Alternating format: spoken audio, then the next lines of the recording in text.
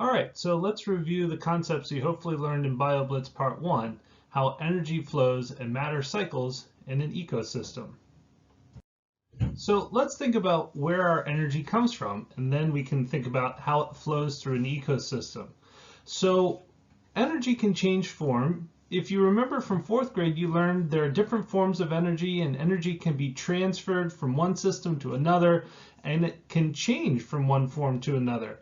But where does that energy come from?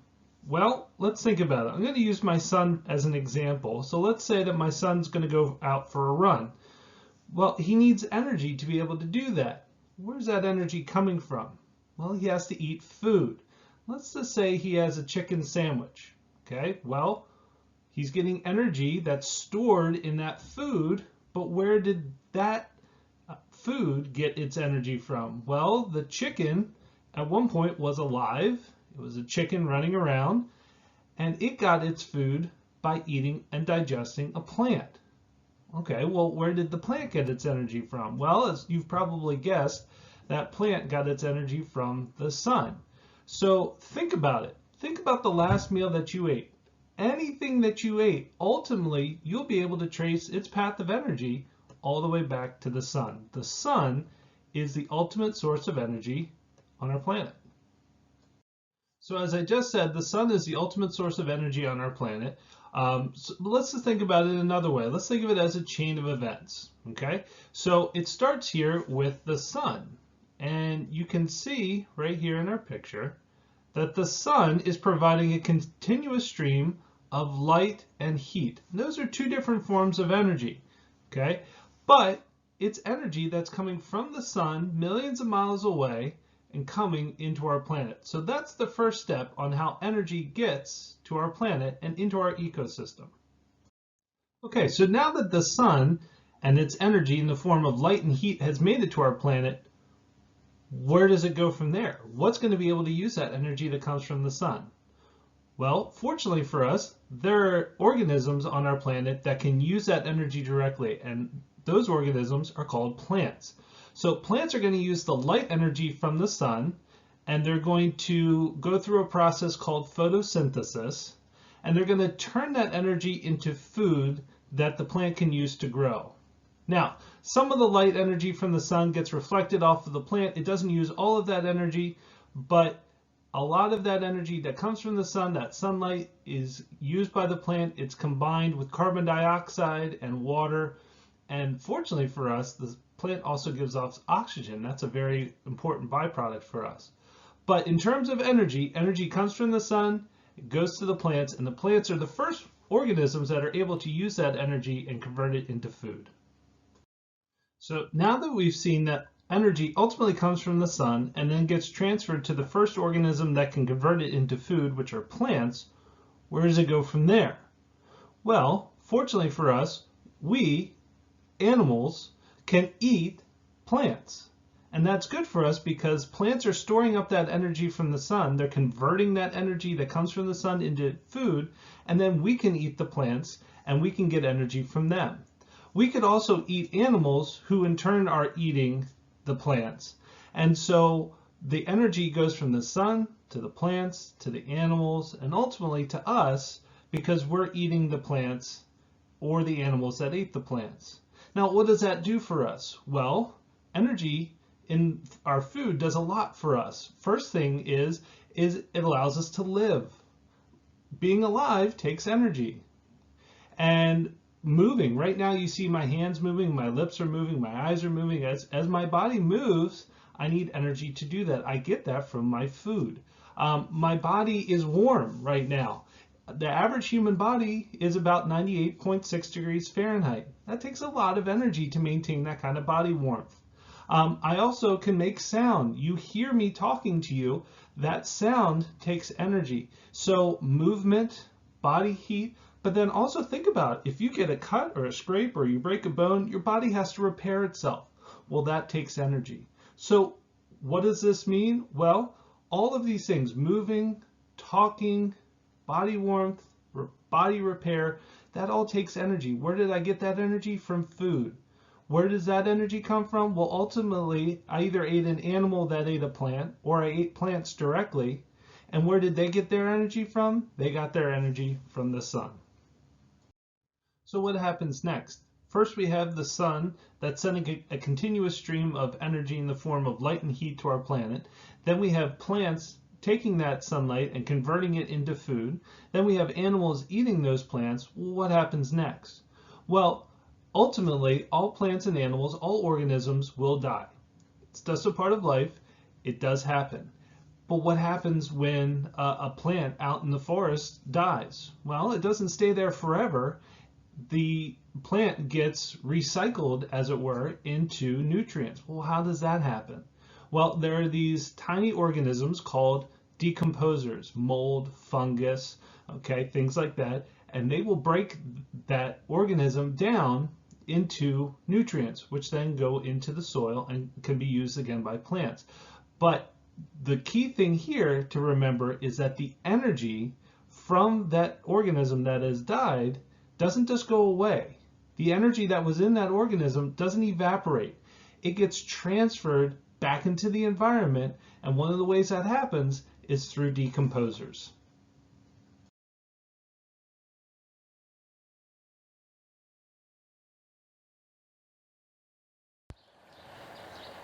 Hey Team BCPS, this is Mr. Tom from the Office of Science.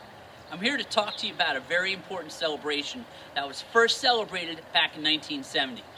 Now 1970 was a very important year for many reasons.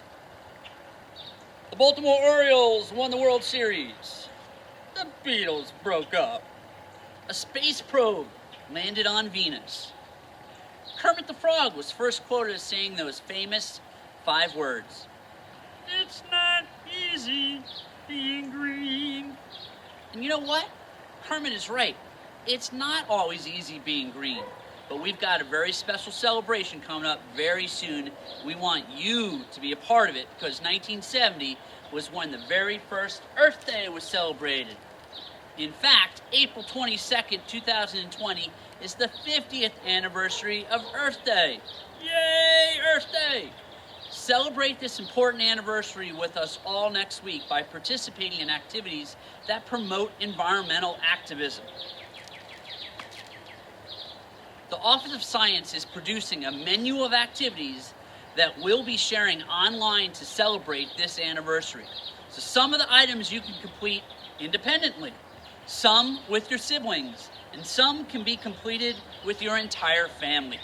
So use social media such as Facebook, Instagram, or Twitter to promote what Team BCPS is accomplishing to celebrate Earth Day. Because even though we're apart, together, Team BCPS can make a difference.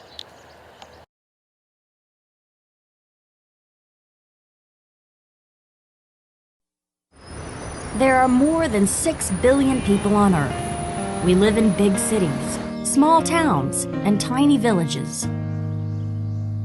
But there is something we all share. We need food to provide us with the energy to carry out all our daily functions.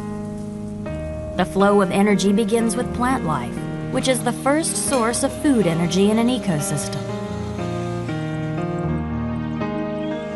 Plants and some types of algae and bacteria use the sunlight to produce their own food through photosynthesis. They are also called autotrophs or self-feeders. During photosynthesis, water travels from the roots of a plant up its stem, while the leaves of a plant absorb carbon dioxide and nitrogen compounds from the air. Chlorophyll in a leaf's cells absorbs the sun's energy. The energy is used to take hydrogen molecules from the water and combine them with the other ingredients to form sugar.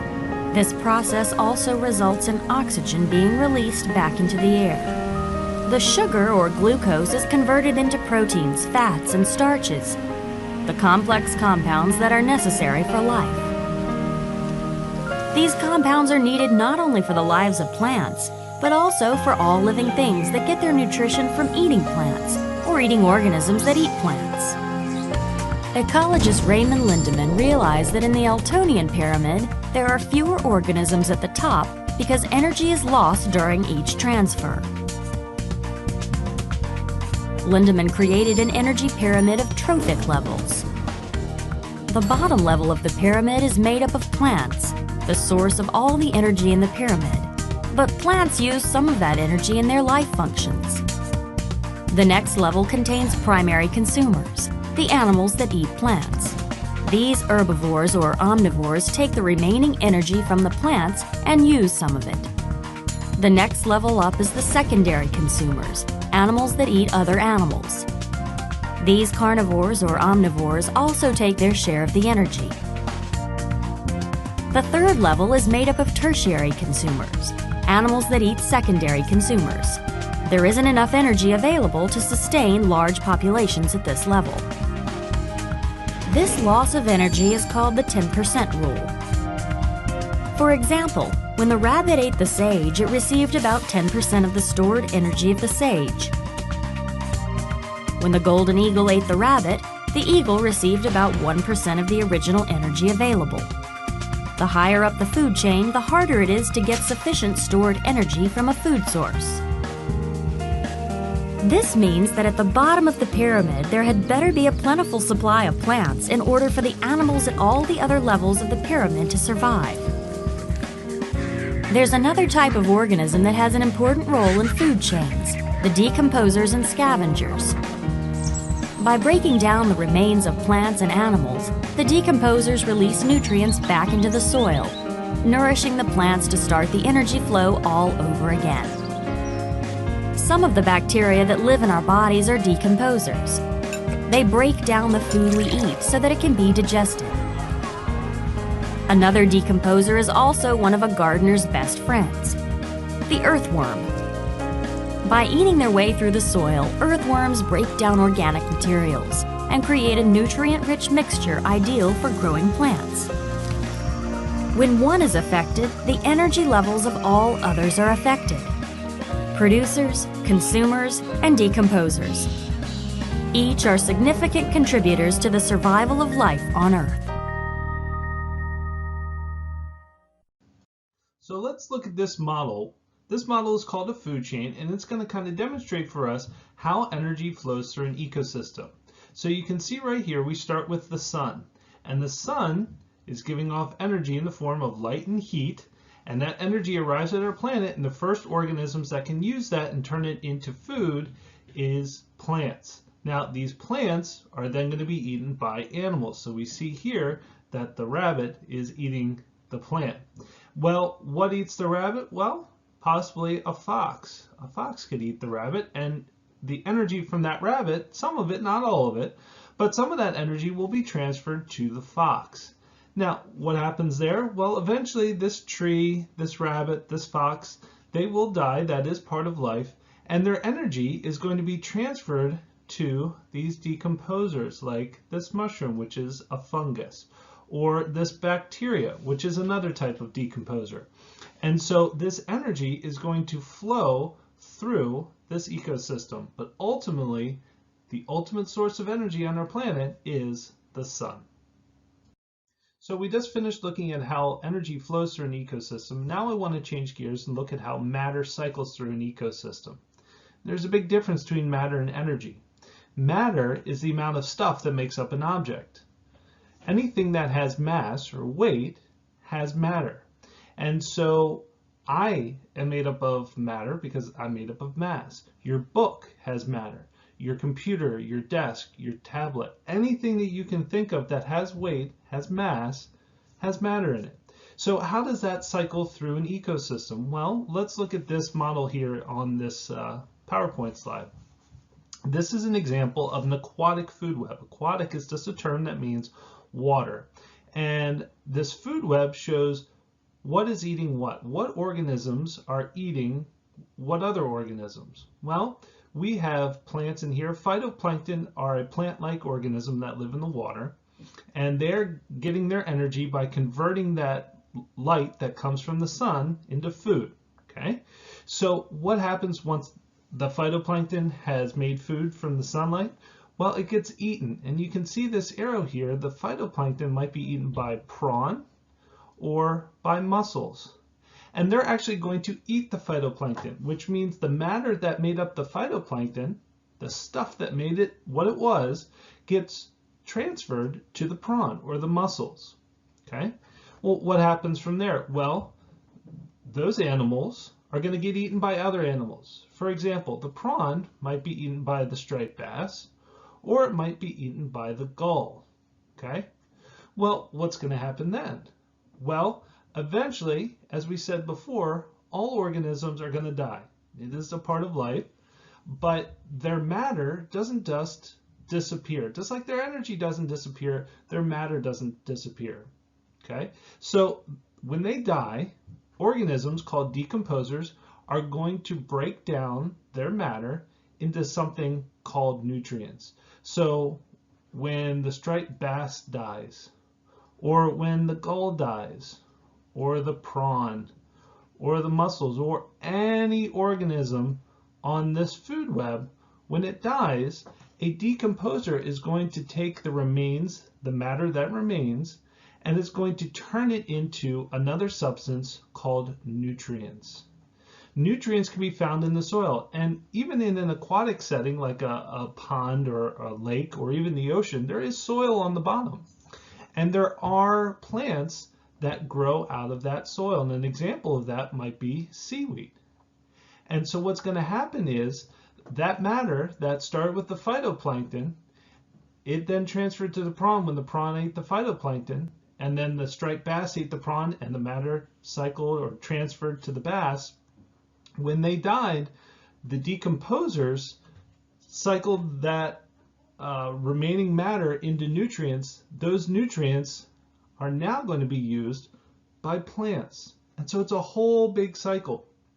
So the matter that's in this ecosystem is not leaving.